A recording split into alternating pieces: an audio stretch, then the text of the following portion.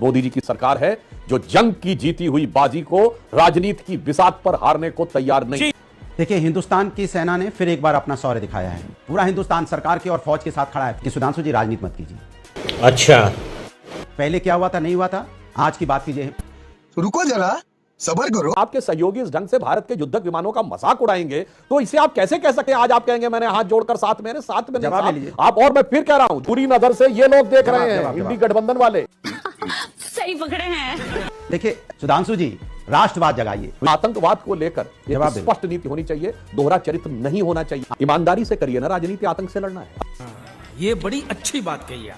सुधांशु त्रिवेदी, आप क्या कहना चाहते हैं उन लोगों को जो कि राफेल का मजाक उड़ा रहे थे? कांग्रेस के उत्तर प्रदेश के अध्यक्ष जिस दिन नींबू मिर्ची दिखाए और 24 घंटे के अंदर जो रफाल ने कारनामा दिखाया, मुझे लगता है इससे ज्यादा मिर्ची उनको नहीं लगी होगी जो उन्होंने करने का प्रयास किया था। अभी मजा आएगा ना भिड़ो। हेलो नमस्कार, आप सभी का मेरे चैनल आर्यन डिबेट में एक बार फिर से बहुत बहुत स्वागत है। एंड आज की डिबेट होने वाली है बीजेपी प्रवक्ता सुधांशु त्रिवेदी वर्सेस समाजवादी पार्टी के प्रवक्ता अनुराग भदौरिया के बीच। दोस्तों, भारत ने पाकिस्तान पर हमला कर दिया है, इसी मुद्दे को लेकर डिबेट है। डिबेट बहुत ही धमाकेदार होने वाली है, तो डिबेट को लास्ट तक जरूर देखिएगा। एंड हाँ दोस्तों, आप इस डिबेट पर क्या राय है उसके लिए कमेंट भी जरूर से कर दीजिएगा।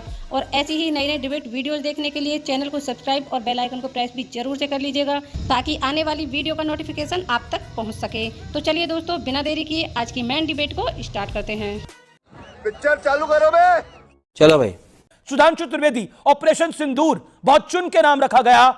जिन माओं की, जिन बहनों की मांग से सिंदूर उजड़ा था, ये उनके लिए बदला था। ये निश्चित रूप से भारत की उस भावना की अभिव्यक्ति है।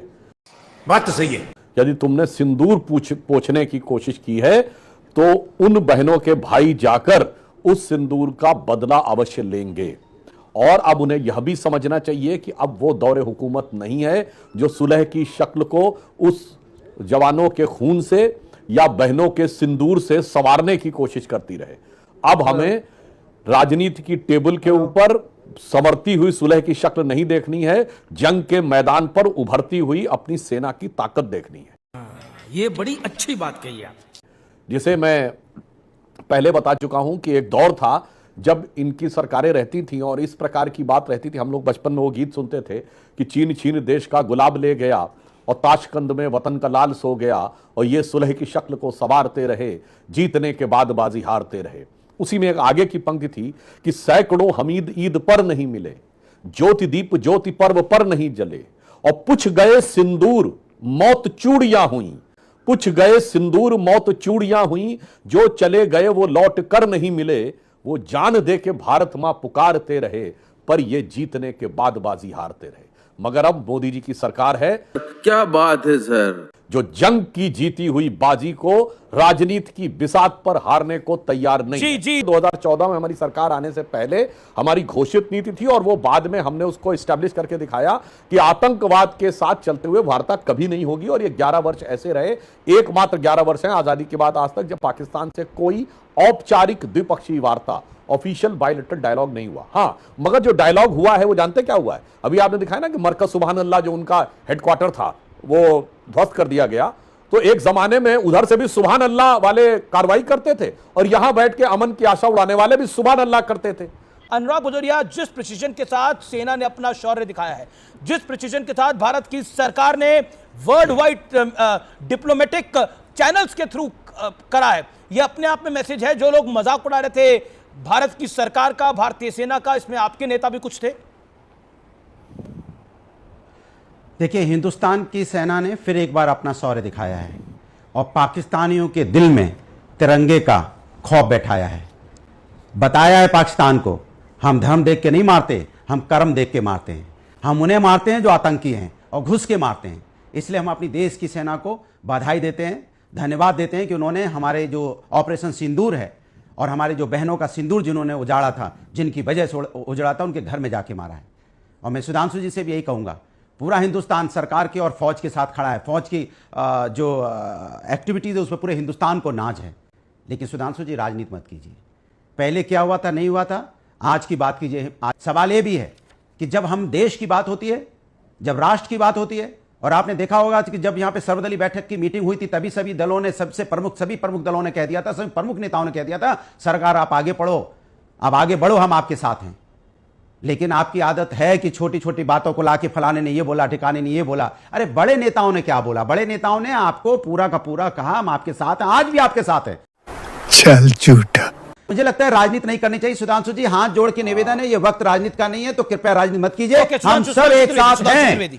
ईमानदारी से करिए ना राजनीति, आतंक से लड़ना है। अभी आपने देखा बिलावल भुट्टो का तो स्टेटमेंट आया कि वो आतंक के खिलाफ है। और मैं दर्शकों से कहना चाहूंगा, अमीश जी, बहुत से लोगों को पता नहीं होगा, अभी 2 दिन पहले देश में एक बड़े आतंकवादी की मौत हुई तमिलनाडु में। S.A. पाशा, जो 1998 के कोयंबटूर ब्लास्ट के मुख्य आरोपियों में से एक था, तमिलनाडु में आपको पता उसके नमाजे जनाजा में लाखों का हुजूम जुड़ा। कौन है लोग भाई? 2000 पुलिसकर्मी और 200 रैपिड एक्शन पुलिस फोर्स के जवान तैनात करने पड़े नमाजे जनाजा में उस उमड़े हुजूम को। मेरे भाई, हाथ जोड़ के आपसे भी कहता हूं, जो आप बड़ा नाटकीयता में कहते हैं भदौरिया जी, एक बार तमिलनाडु के उन लोगों की आलोचना तो कर दीजिए। क्यों नहीं? वहां की सरकार कुछ बोल रही है कि कैसे एक आतंक, ये कश्मीर नहीं है, जवाब दे दो। ये तमिलनाडु है, जहां एक आतंकवादी के नमाजे जनाजा में इतने लोग जाते हैं। और इसी तमिलनाडु की महान विभूति थे डॉक्टर कलाम, उनके नमाजे जनाजा में कितने थे। इसलिए मैं आज की भी बात कर रहा हूं, ये जो आतंकवाद को लेकर एक स्पष्ट नीति होनी चाहिए, दोहरा चरित्र नहीं होना चाहिए। ये बड़ी अच्छी बात कही आप कि जहां पे आपकी सरकारें हैं वहां आतंकवादी बहुत जलवे से घूमेंगे। चाहे जब राजस्थान में था तो PFI को अलवर में रैली निकालने की परमिशन दी गई और उदयपुर में सरतन से जुड़ा हो गया। और मैं लास्ट में एक बात कहूंगा, तब की अब की सबकी छोड़ दीजिए, मैं केवल एक बात कहना चाहता हूं, आतंकवाद को लेकर एक फर्म रिजॉल्व होना चाहिए और वो दिल से होना चाहिए। तू समझा? हाँ, देखिए सुधांशु जी, मैंने आपसे पहले बोला कि आज हम लोग बैठे हैं देश की सेना के, जो सेना ने पराक्रम दिखाया है उसकी बात करने के लिए, उनकी तारीफ करने के लिए। लेकिन आपके अंदर से जो खून में जो राजनीति है ना, वो जाती ही नहीं है। अरे जब पूरा हिंदुस्तान आपके साथ खड़ा है, सरकार के साथ खड़ा है, फौज के साथ खड़ा है, फिर आप इधर उधर कहां भागते हैं? उत्तर प्रदेश में क्या हो रहा है मैं गिना सकता हूं ना? मैं नहीं गिनाऊंगा। चुप, बिल्कुल चुप। बोलने दे, तकलीफ हुआ है बेचारे को। क्योंकि आज हमारे 26 जो हमारी बहनें विधवा होती है, उनके खून का बदला लिया गया है, उनके सिंदूर का बदला लिया गया है। जिस तरह से उन्होंने हमारे भाइयों को शहीद किया था, हम उसके लिए यहां पे बैठे हैं। हम गिनाने नहीं बैठे कि पहले क्या हुआ था, नहीं हुआ था, कौन कहां गया, कौन कहां नहीं गया। सुधांशु त्रिवेदी, आप क्या कहना चाहते हैं उन लोगों को जो कि राफेल का मजाक उड़ा रहे थे? Rafale was quite useful. आज रात जो हुआ, वो आज सुबह जो हुआ, उसमें राफेल बहुत यूजफुल था। जो नींबू मिर्ची लगाए बैठे थे राफेल पे, राफेल के अंदर जो कैपेबिलिटी थी, उसने इस मौके पर हमारी बहुत मदद की। हम अपने एयर स्पेस में रहते हुए उन टारगेट्स को डिस्ट्रॉय करने में सफल रहे।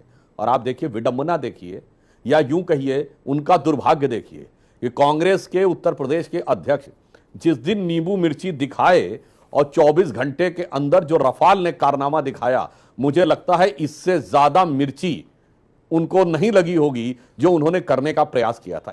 कैसे कैसे लोग रहते हैं यार यहाँ पर। इसीलिए अभी जो भदौरिया जी कह रहे थे, मैं कहना चाहता हूं मेरे भाई, अनुराग भदौरिया और विवेक श्रीवास्तव तो सपोर्ट कर रहे थे, मतलब उनकी पार्टी सपोर्ट कर रही थी। ओके, विवेक मैं वही कह रहा हूं, जब वो पाकिस्तान ओपनली कह रहा है कि वॉर डिक्लेयर हो चुकी है सिंधु नदी का समझौता रोकने के साथ ही, उस समय अगर आपके सहयोगी इस ढंग से भारत के युद्धक विमानों का मजाक उड़ाएंगे तो इसे आप कैसे कह सकते हैं? आज आप कहेंगे मैंने हाथ जोड़कर साथ में नहीं आप। और मैं फिर कह रहा हूं, जो मैंने प्रेस कॉन्फ्रेंस में बोला था, अमीश जी वो रिपीट कर रहा हूं।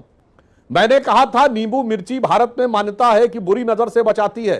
आज भारत की सेना को पाकिस्तान की बुरी नजर की जरूरत नहीं है, क्योंकि पाकिस्तान की सेना भारत की सेना को डरी नजर से देख रही है। बुरी नजर से ये लोग देख रहे हैं, इंडी गठबंधन वाले।